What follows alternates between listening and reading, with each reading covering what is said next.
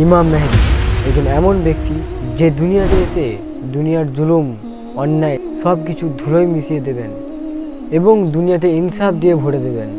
যার নাম হবে মোহাম্মদ এবং পিতার নাম হবে আবদুল্লাহ। মনে রাখো, এটা কোনো গল্প নয়, এটা হচ্ছে একটা বাস্তব সত্য। কারণ মাহদির আগমন হচ্ছে কিয়ামতের নিদর্শনের একটি গুরুত্বপূর্ণ অধ্যায়।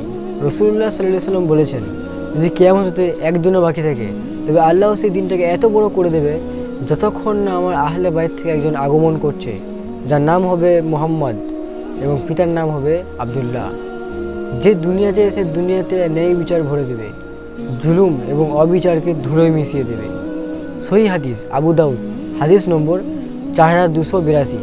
হযরত আলী রাদিয়াল্লাহু আনহু বলেছেন যে রাসূলুল্লাহ সাল্লাল্লাহু আলাইহি ওয়াসাল্লাম বলেছেন, যদি সেই যুগের শেষের দিকে একদিনও বাকি থাকে তবে আল্লাহ তাআলা আহলে বাইত থেকে একজন ব্যক্তিকে পাঠাবেন, যিনি পৃথিবীকে ন্যায় বিচারে ভরে তুলবে যেমনটা আগে জুলুমে ভরেছিল।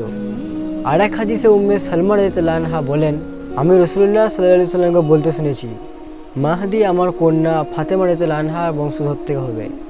মাহদী সম্পর্কে অনেক হাদিসে তথ্য পাওয়া যায়, কিন্তু সহিহ বুখারী এবং সহিহ মুসলিমে ডাইরেক্ট মাহদী শব্দটি উল্লেখ নাই।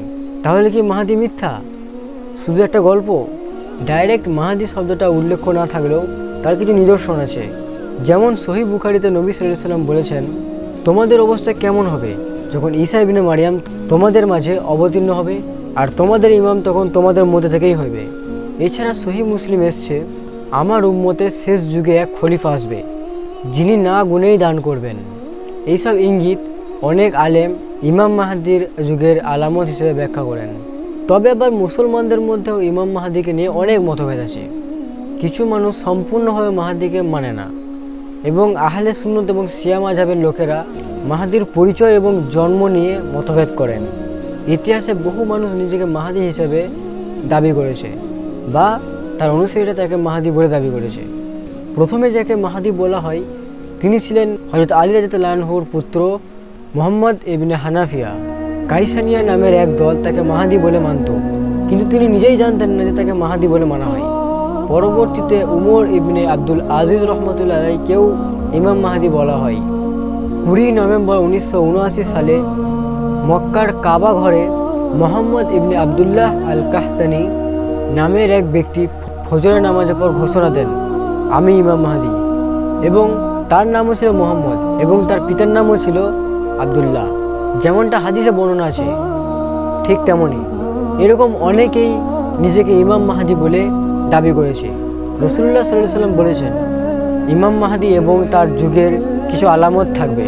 হযরত জাবির ইবনে আব্দুল্লাহ রাদিয়াল্লাহু আনহু বলেন যে রাসূলুল্লাহ সাল্লাল্লাহু আলাইহি ওয়াসাল্লাম বলেছেন, এক সময় আসবে যখন ইরাকের মানুষের কাছে খাদ্য এবং ধন সম্পদ পৌঁছানো বন্ধ হয়ে যাবে। লোকেরা জিজ্ঞেস করলো যে এই বাধা কে দিবে? তখন রাসূলুল্লাহ সাল্লাল্লাহু আলাইহি ওয়াসাল্লাম বললেন যে আজমি জাতির পক্ষ থেকে, মানে ও আরবিরা। এরপর বললেন শাম, মানে সিরিয়া। এই শামের ক্ষেত্রেও ঠিক একই নিষেধাজ্ঞা আসবে এবং এটি আসবে রোম থেকে, মানে এখনকার পশ্চিমা সভ্যতা। আর তিনি আরও বলেন যে আমার উম্মতের মাঝে এমন এক খলিফা আসবে যে এত দান করবে যে মানুষ তা গুনতেও পারবে না। আর নবী সাল্লাল্লাহু আলাইহি ওয়াসাল্লাম শপথ করে বলেন যে যার হাতে আমার প্রাণ, নিশ্চয়ই একদিন ইসলাম আবার তার প্রাথমিক অবস্থায় ফিরে যাবে, যেমনটা ঠিক মদিনা থেকে শুরু হয়েছিল। তখন ঈমান শুধু মদিনাতেই থাকবে। আর তিনি আরও বলেন, যে ব্যক্তি মদিনা ছেড়ে চলে যাবে আল্লাহ তাকে বদলে আরও উত্তম ব্যক্তিকে বসায়া দেবেন। অনেকে শুনবে যে অন্য কোথাও ফলবতী জমি আছে, অর্থাৎ বেশি ধন সম্পদ আছে অথবা খনিজ পদার্থ আছে, আর তারা মদিনাকে ত্যাগ করবে, কিন্তু তারা জানে না যে মদিনা তাদের জন্য উত্তম ছিল। আহলে সুন্নতের আলেমদের মতে ইমাম মাহদী হবে রাসূলুল্লাহ সাল্লাল্লাহু আলাইহি ওয়াসাল্লামের কন্যা ফাতেমা রাদিয়াল্লাহু আনহা এবং হযরত আলী রাদিয়াল্লাহু আনহুর বংশধর থেকে, যার নাম হবে মোহাম্মদ এবং উপাধি হবে আবুল কাসিম। তার জন্ম এখনও হয়নি, কিন্তু কিয়ামতের কাছাকাছি তিনি জন্মগ্রহণ করবেন এবং প্রকাশিত হবেন। তিনি হযরত ঈসা আলাইহিস সালামের সাথে একত্রে যুদ্ধ করবেন এবং দুনিয়াতে ইসলামী শাসন প্রতিষ্ঠা করবেন। তার আগমন হবে পূর্ব দিক থেকে। তার আগমনের অনেক নিদর্শন হাদিসে উল্লেখিত আছে, যার মধ্যে অনেকগুলোতে আহলে তাসায়্যু অর্থাৎ শিয়া সম্প্রদায়ের লোকরা সম্মতি দেন, অর্থাৎ শিয়ারাও বিশ্বাস করে। রাসূলুল্লাহ সাল্লাল্লাহু আলাইহি ওয়াসাল্লাম বলেন, ইমাম মাহদী আমার আহলে বাইত থেকে হবে। মাহদি ফাতেমা রাদিয়াল্লাহু আনহার বংশধর থেকে হবে। মাহদি আমার পরিবার থেকে। তিনি বিপ্লব আনবেন এবং পৃথিবীকে ন্যায়ে ভরে তুলবেন, যেমনটা আগে জুলুমে ভরে গেছিল। শিয়ারা আহলে সুন্নতের অনেক হাদিসের সাথে একমত। তবে তারা বিশ্বাস করে যে ইমাম মাহদি ইতিমধ্যেই জন্মগ্রহণ করেছেন এবং তারা বলে যে তিনি হলেন ইমাম হাসান আল আসকারির পুত্র, অর্থাৎ ফাতেমা রাদিয়াল্লাহু আনহা এবং হযরত আলী রাদিয়াল্লাহু আনহুর বংশধর। তিনি এখন গায়েবতে কুবরাতে আছেন, অর্থাৎ অদৃশ্য অবস্থায় জীবিত, এবং তিনি কিয়ামতের কাছাকাছি সময়ে প্রকাশ হবেন। তবে ইমাম মাহদির আগমন নিঃসন্দেহে ইসলামের এক মহান বাস্তবতা, যার মাধ্যমে আল্লাহ তাআলা পুনরায় এই দুনিয়াতে ন্যায় বিচার প্রতিষ্ঠা করবেন।